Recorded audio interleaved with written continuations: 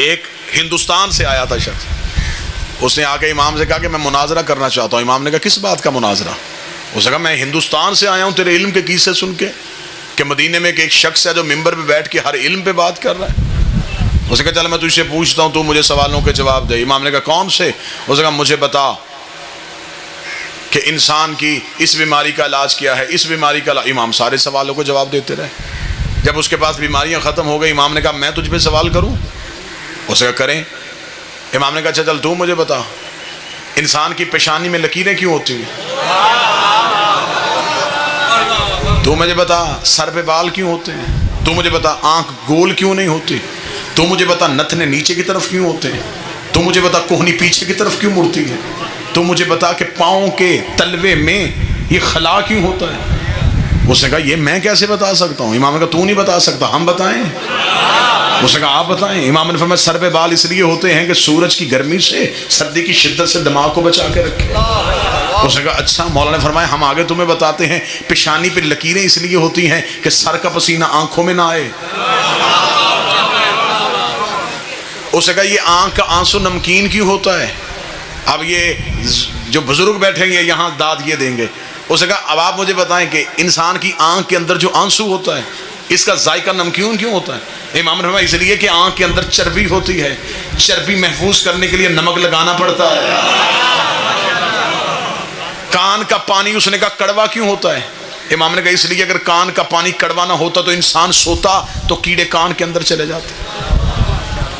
اس نے کہا آنکھ گول کیوں نہیں ہے؟ امام نے کہا آنکھ گول ہوتی انسان جو دوا لگاتا وہ بہہ جاتی۔ اس نے کہا ناک کے نتنے نیچے کی طرف کیوں ہیں؟ امام نے کہا اس لیے کہ سانس کھینچ کے دماغ کو پہنچا۔ اس نے کہا کوہنی پیچھے کو کیوں مڑتی ہے؟ امام نے فرمایا اس لیے کہ انسان آگے کو چلتا ہے۔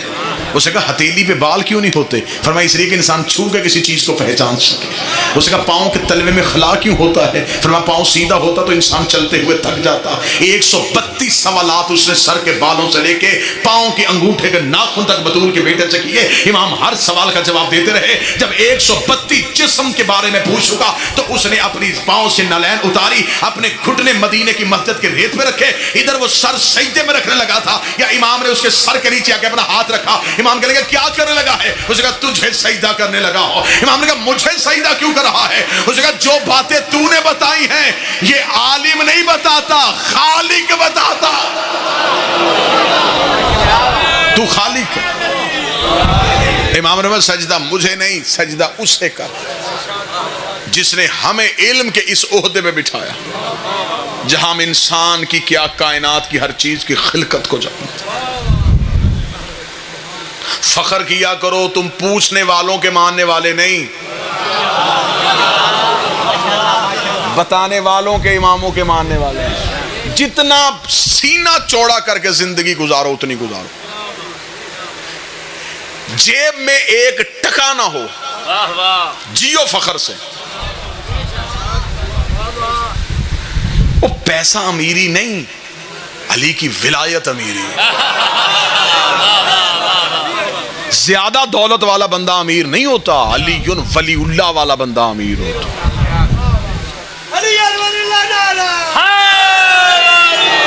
سینہ جوڑا کر کے جیو، فخر سے جیو، کیونکہ ہمارے پیر ہمارے امام ان کے ایڈریس یہ نہیں کہ ان کے پہلو میں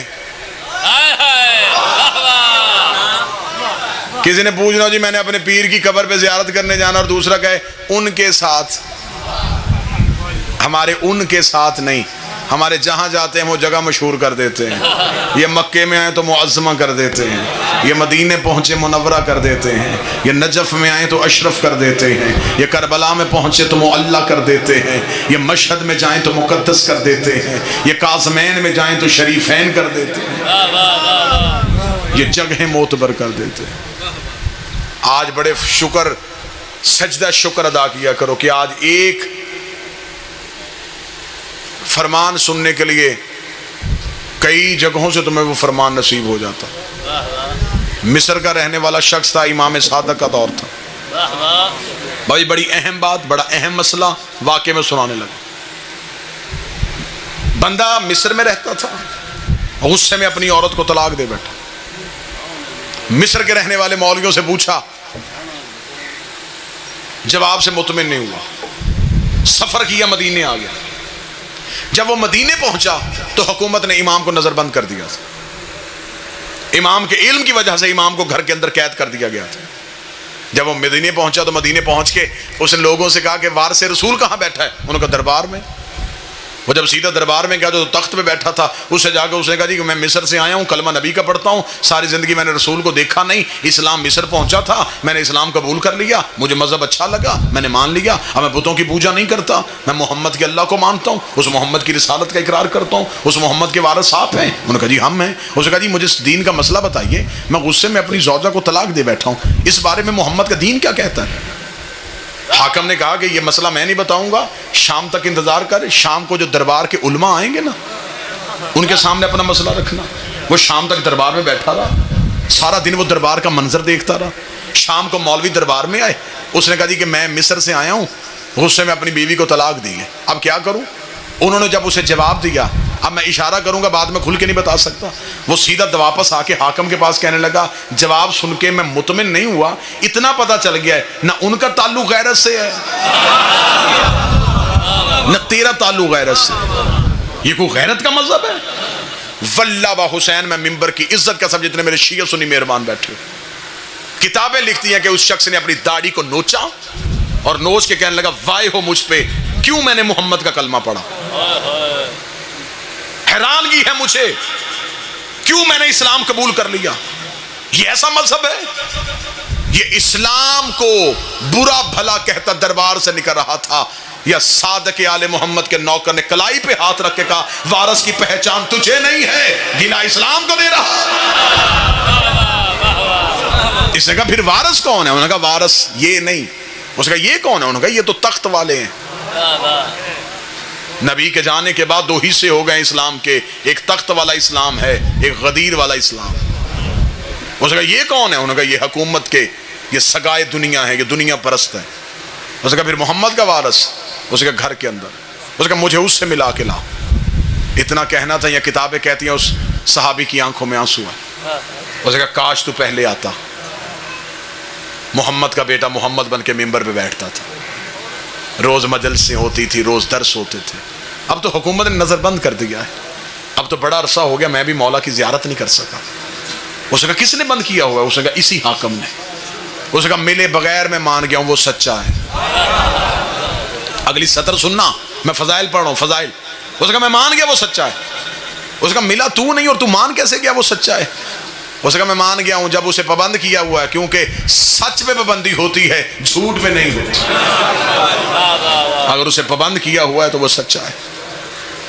اس نے کہا پھر اس نے کہا میں امام سے مسئلہ پوچھوں گا۔ اب یہاں میں نے جو بات کہی تھی کہ میں واقعے میں ایک بہترین نصیحت آپ کے سامنے رکھوں گا، جو سب دعا حاصل کروں گا۔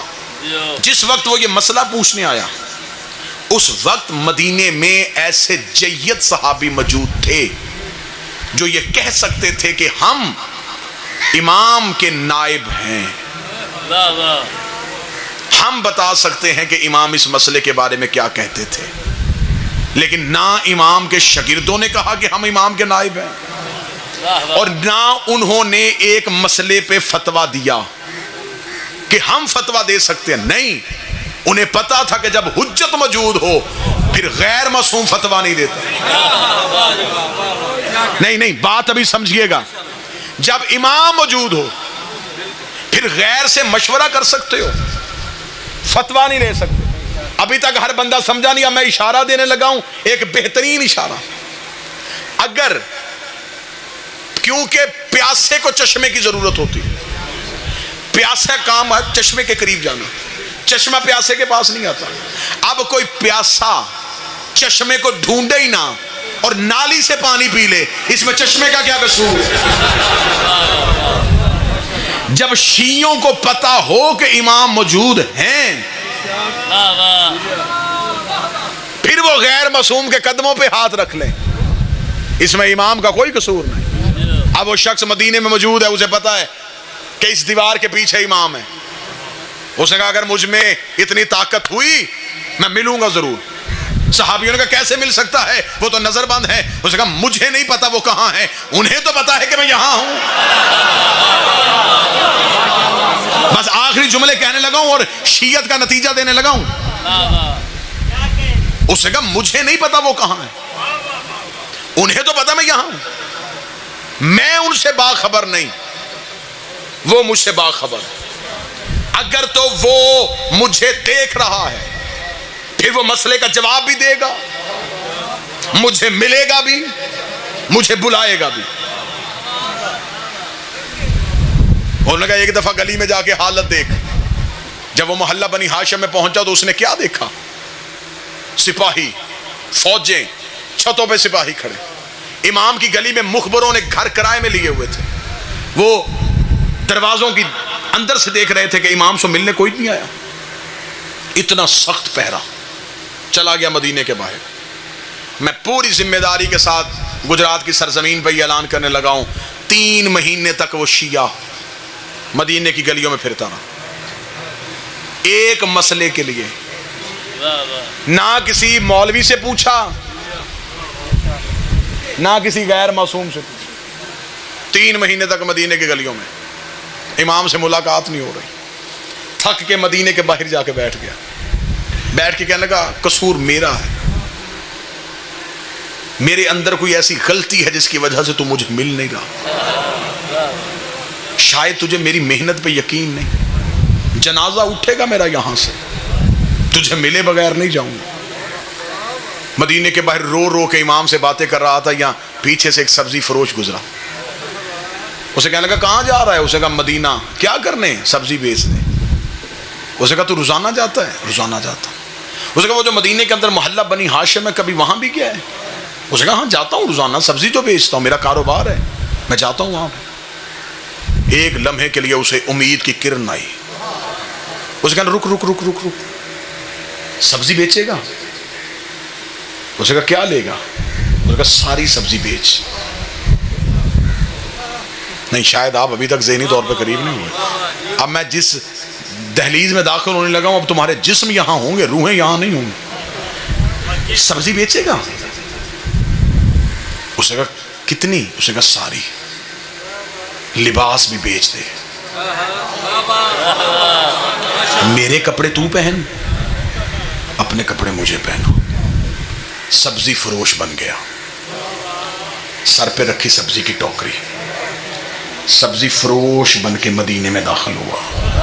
میرا بادشاہ حسین میرے لفظوں میں اتنی طاقت دے دینا کہ یہ لفظ تمہارے دلوں میں اتریں اور ایک بندہ مجمع سے چہرے میں چمک لے کے آنکھوں میں ولایت کی مسکراہٹ کے ساتھ یہاں پہ جواب دے دے کتنا اچھا شیعہ تھا, امام کی محبت میں سبزی فروش بن گیا, ضمیر فروش نہیں بنا.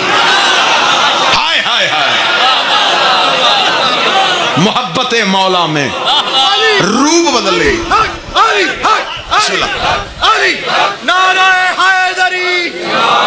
رسول کے بیٹے کی محبت میں بسم اللہ سر لباس بدل لیا. ضمیر فروش نہیں بنا, سبزی فروش بن کے مدینے میں داخل ہو گیا. کس مدینے میں جہاں بطول کا بیٹا ہے, کس مدینے میں جہاں 3 مہینے گلیوں میں پھر رہا اور امام سے مل نہیں رہا.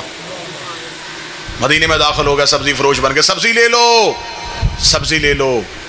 گلیوں سے ہوتا ہوتا محلہ بنی ہاشم کی طرف رخ ہو گیا. محلہ بنی ہاشم کی پہلی چیک پوسٹ جہاں فوجی کھڑے تھے انہوں نے روکا. کہاں جا رہا ہے؟ اس نے کہا سبزی بیچنے جا رہا ہوں. اس نے کہا تجھے خبر ہے اس گلی میں کون ہے؟ تو اس نے کہا مجھے نہیں پتا, میں تو سبزی فروش ہوں, روزانہ سبزی بیچنے آتا ہوں. انہوں نے کہا ہاں ہاں ٹھیک ہے گزر جا. 3 مہینے کے بعد اس مقام تک پہنچ گیا, گلی میں داخل ہو گیا, محلے میں پہنچ چکا ہے. اب پتہ ہے کہ اسی محلے میں مولا کا گھر ہے. اب اس گلی میں داخل ہونے لگا ہے جس گلی میں میرے بادشاہ کا محل ہے. جو ہی اس گلی میں آیا تو پھر فوجیوں نے روکا. کہاں جا رہا ہے؟ اس کا اس گلی میں سبزی بیچنے جا رہا. اس کا تجھے پتا ہے کہ اس گلی کے اندر کون رہتا ہے؟ اس کا مجھے یہی خبر ہے کہ یہاں کوئی اہم شخص رہتا ہے جس کے لیے فوجیوں نے یہاں پہ پہرے لگائے ہوئے ہیں, لیکن مجھے کسی کا پتہ نہیں, میں تو دوسرے شہر سے سبزی بیچنے آتا ہوں. چل گزر. اب امام کی گلی میں داخل ہو گیا. اب دل دھڑکنا بند ہو رہا ہے, قدم بوجھل ہو گئے ہیں. 3 مہینے سے جس کا انتظار کر رہا تھا وہاں پہنچ چکا ہے. اب زبان گونگی ہو گئی ہے اور یہاں والی زبان بول رہی ہے. دھڑکنیں گفتگو کر رہی ہیں، دل کے لہجے سے بول رہا ہے، زبان بالکل چپ ہے، یہ دل بول رہا ہے کہ دیکھ اب میں یہاں تک آ گیا ہوں، اب میرا اتنا امتحان نہ لے، اب میری محبت کی قدر کر لے، میں بڑی مشکلوں سے یہاں تک پہنچا ہوں، اب تو جہاں بھی ہے مجھے بلا لے، چل مجھے سوال کا جواب نہ دینا، مجھے صرف زیارت کروا دے، میں صرف دیکھنا چاہتا ہوں کہ محمد کیسے تھے، میں دیکھنا چاہتا ہوں علی کا حسن کیسا تھا، میں دیکھنا چاہتا ہوں حسین کریم کتنا تھا۔ اب یہ دل کی دھڑکنوں سے گفتگو کرتا ہوا امام کے دروازے کے بالکل سامنے پہنچ گیا۔ اب پتا ہے کہ یہ دروازہ ہے امام کا، لیکن فوجی یوں چھتوں پہ ہیں، سپاہی آگے پیچھے ہیں، یوں پہرا ہو رہا ہے۔ اب جب امام کے دروازے کے بالکل سامنے سے گزرا، ایک لمحے کے لیے آنکھیں بند کی کہ اگر ایک قدم بھی آگے بڑھ گیا تو دوسری طرف سے باہر نکل جاؤں گا، واپس مڑنے کوئی نہیں دے گا۔ اسی گھر کے اندر مولا بیٹھے، ابھی دروازے کے سامنے تھا، اگلا قدم آگے اٹھا نہیں تھا، یا امام کے گھر کا دروازہ کھلا، نوکر کا سبزی فروش اندر آ، آج مولا نے سبزی دے کے لینی ہے، کل بھی تو خراب سبزی دے گیا۔ مولا ناراض ہو رہے ہیں، وہ کہہ رہے ہیں اسے اندر بلاؤ، آج ہم سبزی خود لیں گے۔ خوش ہو گیا، پتہ چل گیا کہ تیر چل گیا، دھڑکنے سمجھ گیا، وہ گفتگو بات بھانپ گیا، وہ جلدی سے امام کے دروازے فوجیوں نے سامنے تلواریں نیزے کی، کدھر؟ اسے کہا یہ غلام کہہ رہا ہے کہ اس کے مولا نے بلایا۔ اسے کہا تمہیں پتہ ہے اندر کون بیٹھا ہے؟ اندر شیعوں کا امام بیٹھا ہے، پابندی لگائی ہے حکومت نے، کوئی اسے مل نہیں سکتا، اور تو اتنی جلدی جائے گا؟ اسے کہا اس نے کہا ہے کہ سبزی ان کے مولا نے دے کے لینی ہے، میں تو سبزی بیچنے جا رہا ہوں، مجھے کیا پتا کون ہے؟ سپاہیوں نے کہا ہم تیرے ساتھ چلیں گے۔ دو سپاہی پھر ساتھ چلے، امام کے صحن کے اندر جا کے ٹوکری رکھ کے بیٹھ گیا۔ کتنا خوش نصیب تھا۔ اب جتنے نمازی میرے ساتھ شامل ہیں مجھے اتنے ہی چاہیے تھے، جن کے عقیدے کا وضو ٹھیک ہے وہ اگلی صف میں آ گئے ہیں۔ یوں امام کے صحن میں بیٹھا ہوا اور نظریں ہیں حجرے کے پردے پہ، پتا ہے کہ اس حجرے سے باہر آئیں گے۔ سپاہی سر پہ کھڑے ہوئے ہیں، نظریں حجرے پہ ہیں، دل کی دھڑکن قابو سے باہر ہے، ایسے انتظار کر رہا تھا جیسے موسیٰ طور پہ کرتے تھے۔ یک لخت حجرے کا پردہ اٹھا، امام کا پہلا قدم صحن میں آیا، سر پہ رسول والا امامہ، ابو طالب کی ابا، ہاشم کی دستار، عصائے موسیٰ کو ہاتھ میں لیے ہوئے، انگشتری سلیمان کو انگوٹھی میں پہنے ہوئے، چہرے پہ حسن والی مسکراہٹ، علی والا حسن۔ یہ امام کو ایسے دیکھ رہا تھا جیسے مصر کی عورتیں یوسف دیکھ رہے ہیں۔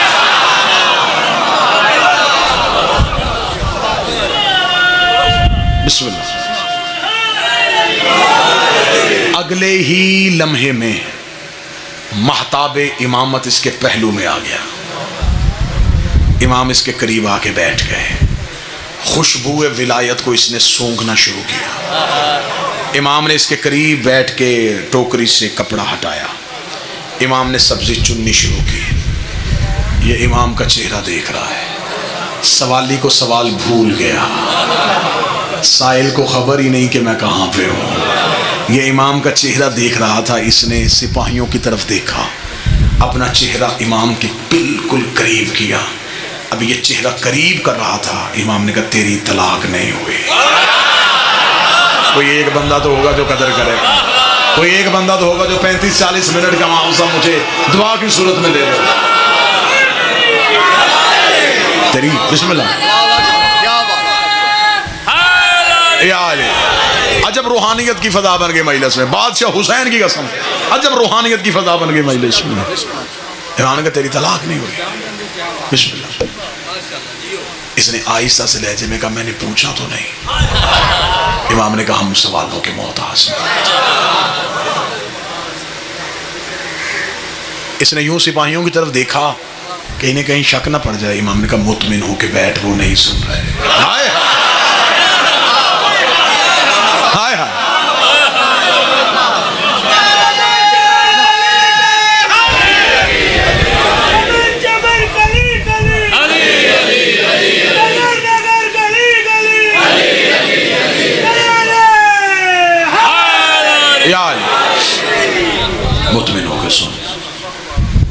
نہیں سن رہے. مالک کیوں؟ فرمایا ہم وہی ہیں جو معراج کے پردے میں بولے تھے. اس کا مولا 3 مہینے سے بیٹھا ہوں مدینے میں، مصر واپس جاؤں گا. لوگ پوچھیں گے کہ صرف اتنا پوچھ کے آ گیا کہ طلاق نہیں ہوئی، کوئی دلیل؟ کاش وقت ہوتا. امام قرآن کی آیتیں پڑھتے، امام نانے کی حدیث سناتے. امام نے کہا جا کے مصر والوں کو صرف اتنا کہہ دینا تو نے طلاق دی تھی غصے میں، غصہ حرام ہوتا ہے اور حرام حالت میں حلال کام نہیں ہوتا. کتنی وزنی دلیل بھائی، اس دلیل کے بغیر اب دوسری دلیل کی ضرورت ہی نہیں. امام نے کہا غصہ حرام ہے اور تو نے حرام حالت میں حلال، بغیر وضو کے نماز کیسی ہے؟ حرام حالت میں حلال کام کیسا؟ امام نے کہا تیری طلاق واقع نہیں ہوئی. اتنا کہنا تھا یہ یا علی کہہ کے اٹھا. سپاہیوں کی آنکھیں کھل گئیں، اس کو دونوں کاندھوں سے پکڑا. اچھا تو بھی محب ہے، بھیس بدل کے آیا تھا، تو نے ہمیں دھوکہ دیا، ہم تمہیں زندان میں ڈالیں گے. یہ کہہ کے کھینچ کے لے کے جا رہے تھے. اس کے چہرہ امام کی آنکھوں پہ تھا، امام کے چہرے پہ ہلکی سی مسکراہٹ تھی. اس کا اب مجھے کوئی ڈر نہیں ہے، اب چاہے یہ مجھے قتل بھی کر دے، مجھے زندگی کا مزہ آ گیا. میں نے تیری زیارت کر لی ہے، اب مجھے زندگی سے محبت نہیں رہی. لیکن جاتے جاتے مجھے ایک سوال کا جواب دے دے. 3 مہینے جو میں مدینے میں پھرتا رہا، کئی دفعہ میں مصر واپس جانے لگا، آدھے رستے سے واپس آیا، مجھے کون سی چیز ہے جو واپس جانے نہیں دیتی تھی؟ امام نے کہا اگر تیری ماں آدھے رستے سے واپس نہ آئی ہوتی تو بھی آدھے رستے سے واپس نہ.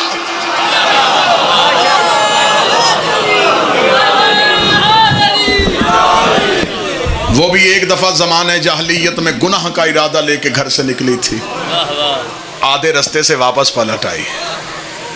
تو بھی آدھے رستے سے اس لیے واپس پلٹا کہ تو حلالی ہے. خوش نصیب ہو اس مولا کے ماننے والے ہو.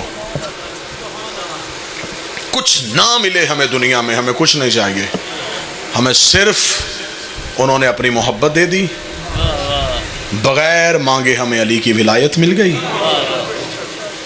بغیر خوف کہ ہم حسین کا ماتم کرتے ہیں، بغیر لالچ کے ہم محمد کی بیٹیوں کو روتے ہیں. بادشاہ حسین کی عزت کی قسم، میرے بعد بہت بہترین مصائب کی دنیا کا ایک نام ہے، اللہ درجات بلند کرے بابا سید صابر حسین شاہ صاحب کے، اللہ اس پورے خانوادے کو سلامت رکھے. ایک ذاکری کی درسگاہ تھے، وہ انہی کے فرزند ہیں. بہترین مصائب آپ کو سنائیں گے. بادشاہ حسین کی عزت کی قسم میں چوہی طاہر صاحب، یہ جو آنسو آنکھ سے گرتا ہے یہ عطا ہے، یہ خیرات ہے. دن میں کئی دفعہ ذکر زہرا کے لیے جاتے ہیں، ہر آنکھ نہیں ہوتی، ایک لمحے کے لیے جس پہ وہ ترس کر دیتے ہیں نا، پھر آنکھیں برسنا شروع ہو جاتی. یہ ہم پہ سب سے بڑا احسان ہے، ہم اسے روتے ہیں جس کی لاش پہ بہنیں نہیں روئی. یہ ہم پہ سب سے بڑا کرم ہے. اگر کوئی میرا اہل سنت بھائی بیٹھا ہے، میں منت کر کے کہوں گا، میں شیعہ قوم کا خطیب ہوں، تمہارا مہمان ہوں. زمانے کو ہم سے کیا شکوہ ہے؟ ہمارے رونے پہ پابندی کیوں ہے؟ ہمیں رونے کے لیے اجازت کیوں لینی پڑتی ہے؟ ہم دنیا کو یہ کہتے ہیں کہ لوگ ہنسنے کے لیے اجازت لیتے ہیں، لوگ سرکس کے لیے اجازت لیتے ہیں. ہم اتنی مظلوم قوم ہیں، ہم صرف ایک منت کرتے ہیں، ہمیں کھل کے رونے دو. ہمارا زمانے میں ہنسنے کو دل نہیں کرتا. لوگ ہمیں کہتے تم عید والے دن بھی روتے ہو، ہم کیسے نہ روئیں؟ ہمیں نہیں پتا کہ مسلمانوں کی دونوں یہ جو عیدیں ہیں یہ سیدوں کی کوفہ کہا گیا. میرا سلام ہے میری قوم کے ہر ماتمی کو. بس میں نے زیادہ وقت آپ کا لے لیا، اب مصائب میں زیادتی نہ ہو، 2 ہی جملے پڑھ دوں گا. جس بادشاہ کا فضائل پڑھا ہے اسی کی مصیبت پڑھ دیتا ہوں، کیونکہ یہ وہ مضمون ہیں جو سارا سال نہیں پڑھے جاتے. ہر شہادت آپ سنتے ہیں، یہ وہ شہادتیں ہیں جو نہیں پڑھی جاتی. میں 2 سطریں اس بادشاہ کی پڑھ دیتا ہوں. صدات و غیر صدات مجھے معاف کر دینا، یہ کائنات کا 12 آئمہ میں سے یہ غریب امام وہ ہے، اس کے گھر کو بھی بطول کے گھر کی طرح آگ لگائی گئی، جس کی ہلکی سی بھی تاریخ سے دلچسپی ہے. جعفر صادق کی حویلی کو جلایا گیا ہے، آپ سمجھتے ہیں کہ مسلمانوں نے صرف ایک دفعہ آگ لگائی؟ نہیں، انہوں نے ایک دفعہ بطول کے گھر کو آگ لگائی، پھر انہوں نے زینب کے خیمے کو آگ لگائی، تیسری بار انہوں نے جعفر صادق کی حویلی کو آگ لگائی۔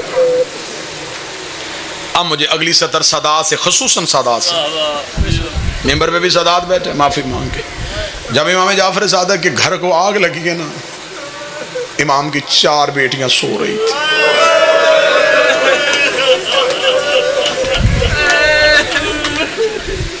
منصور کے کہنے پہ ابن زید ملعون آگ لگانے کے لیے آیا، بس 1 یا 2 جملے پڑھنے، میں نے 1.5 یا 2 منٹ کوشش کرنا، 1.5 یا 2 منٹ میں ماتم بھی ہو جائے، گریہ بھی ہو جائے، جو رو نہ سکے وہ ہائے کہہ دے، وہ بھی عبادت میں شامل ہو جائے گا، اس کی بھی عشق کی نماز مکمل ہو جائے گی۔ جب یہ امام بادشاہ صادق کے گھر کو آگ لگانے کے لیے آئے نا، بیٹیاں بادشاہ کی سو رہی تھیں، ابن زید ملعون نے چاروں طرف سے آگ لگائی ہے۔ جب چاروں گھر کے کونوں سے آگ لگی ہے نا، تو امام کی بڑی بیٹی عالیہ اٹھ کے وہاں گئی ہے جہاں موسیٰ کاظم تھے، رو کے کہتی موسیٰ جاگ، میرے گھر کو آگ لگ گئی ہے، موسیٰ جاگ، حویلی کو آگ لگ گئی ہے۔ کتابیں کہتی امام موسیٰ کاظم کے لیے آگ بجھانے کے لیے اور کچھ نہ تھا، امام نے سر سے امامہ اتارا، امامہ اتار کے امام نے اس کے کپڑے سے آگ بجھانی شروع کی۔ بہن نے بھائی کا ہاتھ پکڑا، رو کہتی موسیٰ تیرا امامہ جل جائے گا۔ اتنا کہنا موسیٰ کاظم زمین پہ گر گئے، رو کے کہا تجھے بھائی کی چادر کی اتنی فکر ہے؟ ہائے شام غریبا، میری ماں زینب رو کے کہتی سجاد آنکھیں کھول، تیرے بستر کو آگ لگ۔ جلتی ہوئی آگ سے میری ماں نے امامت کو بچایا۔ چاروں طرف سے آگ ہے۔ ایک جملہ میں نے پڑھ لیا، ایک میں نے اور پڑھنا ہے۔ ایک جملے کے لیے پھر میں دعوت دوں گا، جتنے غیر سید ہو ہم نے دینا ہے پرسہ، جتنے سادات مجلس میں بیٹھے ہیں تم نے بحیثیت اولاد زہرا پرسہ وصول کرنا ہے۔ اب سادات سے معافی مانگ کے جب لگ گئی نا گھر کو، چاروں طرف سے آگ۔ ابن زید ملعون، میں کتاب کے جملے پڑھوں گا، کوئی روئے نہ روئے، پردے والا دیکھ رہا ہے۔ ابن زید ملعون جب گھر کو آگ لگا کے دربار میں پہنچا، منصور ملعون نے کہا سنا خوشخبری، جلایا جعفر صادق کی حویلی، قتل کرایا جعفر صادق کو۔ اتنا کہنا تھا، ابن زید ملعون نے تلوار زمین پہ پھینکی، اس نے کہا ملعون ہم سے وہ ظلم کروا جو ہم سے برداشت ہوتے ہیں، ہم سے وہ ظلم نہ کروا جو ہم سے برداشت نہیں ہوتے۔ اسے کہا کیا کر کے آیا ہے؟ اسے کہا جب ہم نے حویلی اس کی آگ لگا دی، ہم گھر کے اندر گئے ہیں، اس کی 4 بیٹیاں بابے کے اوپر گری ہوئی تھی، رو کے کہتی ہمیں قتل کر دے، میرے بابے کو کچھ نہ کہنا۔ اسے کہا آخر ہم بھی صاحب اولاد تھے، میں اس کی بیٹیاں کیسے قتل کرتا، اور دشمنی تیری جعفر صادق کے ساتھ ہے، ہم واپس آ گئے ہیں۔ اتنا جملہ سننا تھا، ایک مرتبہ پرسہ دینا، مولا جعفر صادق تیری قسمت ہے، تیری 4 بیٹیاں تیرے اوپر آئیں اور تیرا قاتل واپس چلا گیا۔ ہائے قسمت سکینہ کی، جب بابے کی گردن پہ سر رکھ کے، شمر کے خنجر پہ ہاتھ رکھ کے رو کے کہہ رہی مجھے قتل کر دے، میرا 3 دن کا پیاسا، میرا اللہ راضی بابا۔ اس بے غیرت نے ایک ہاتھ اٹھایا، سکینہ کے چہرے پہ تماچا۔